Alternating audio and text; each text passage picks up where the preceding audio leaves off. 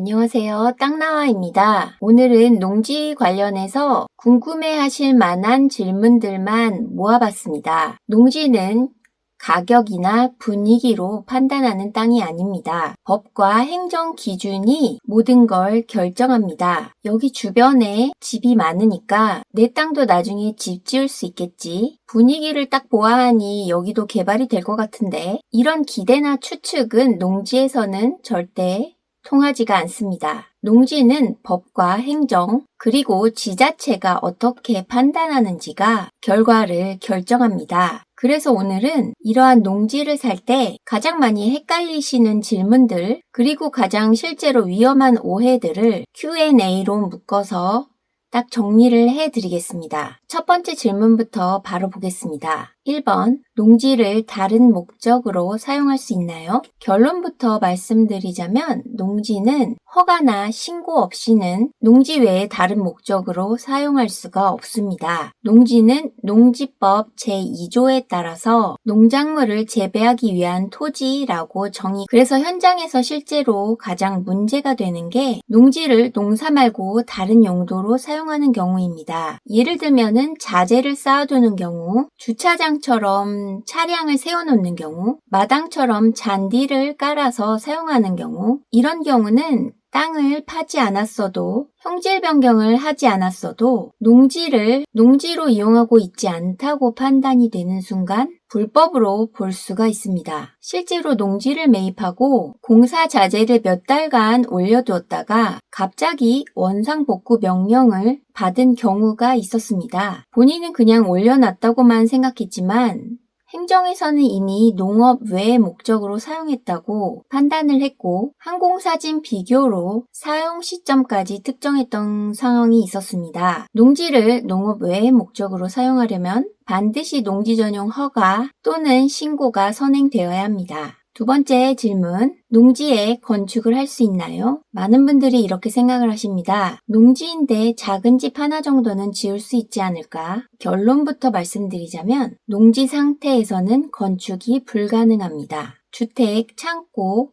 공장, 사무실 모두 농지 상태에서는 건축을 할 수가 없습니다. 실제로 행정 절차 순서를 보면 농지 전용은 농지를 다른 용도로 쓸 수 있는지 허가 또는 신고를 하고 그리고 나서는 건축이 가능한지 건축 허가와 또는 신고를 한 후에 그리고 건축이 완료되면 그 다음에 지목을 변경하게 됩니다. 전답에서 대지로 변경이 되는 것입니다. 이때 지목 변경은 건축의 조건이 아니라 결과로 지목이 변경이 되는 것입니다. 가장 흔한 오해를 하시는 경우가 옆 땅은 다 집인데 여기도 집을 지을 수 있는 거 아닌가요?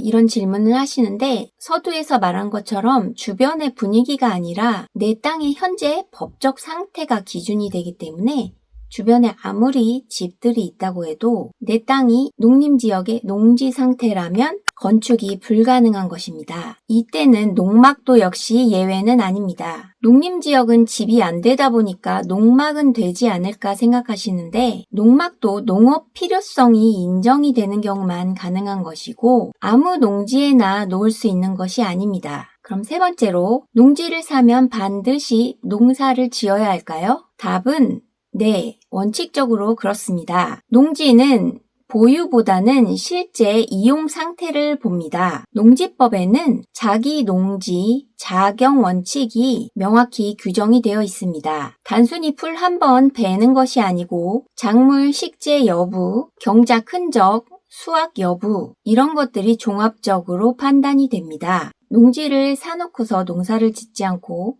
그대로 방치를 하게 되면 농지 이행 강제금이란 것이 반복적으로 부과될 수가 있습니다. 그럼 네 번째로 가장 많은 분들이 물어보시는 질문인데요. 다른 지역의 농지를 살 수 있나요? 결론부터 말씀을 드리면 다른 지역 농지도 매입이 가능합니다. 농지 취득에 있어서 일단 거주지 제한은 없습니다. 서울에 살든 경기도에 살든 전라도, 강원도 농지도 살 수가 있습니다. 그런데 왜 안 된다고 느껴질까요? 문제는 취득 이후의 조건입니다. 농지는 사는 것보다 실제로 농사를 지을 수 있느냐를 봅니다. 그래서 행정에서는 농지 취득할 때 농업경영계획서의 현실성을 집중적으로 봅니다. 행정이 실제로 보는 기준은 거주지와 농지의 거리, 작목과 농작물과 관리의 방식, 농사 경험 여부, 농지 규모의 현실성 등을 봅니다. 너무 형식적인 계획은 보완 요청이 나올 수가 있습니다. 5번째로 농업인이 아니어도 농지를 살 수 있나요? 많이들 농업인의 자격증이 필요하다고 생각하시는데 농업인 자격증이란 것은 없습니다. 다만 농지를 취득하려면 반드시 농지 취득 자격증명, 줄여서 농취증을 발급받아야 합니다. 이 농취증이란 거는 농사 자격이 있느냐가 아니라 실제로 농업 경영을 할 의사가 있느냐를 확인하는 제도입니다. 그래서 회사원이나 자영업자도 농업 경영 계획이 현실적으로 인정이 되면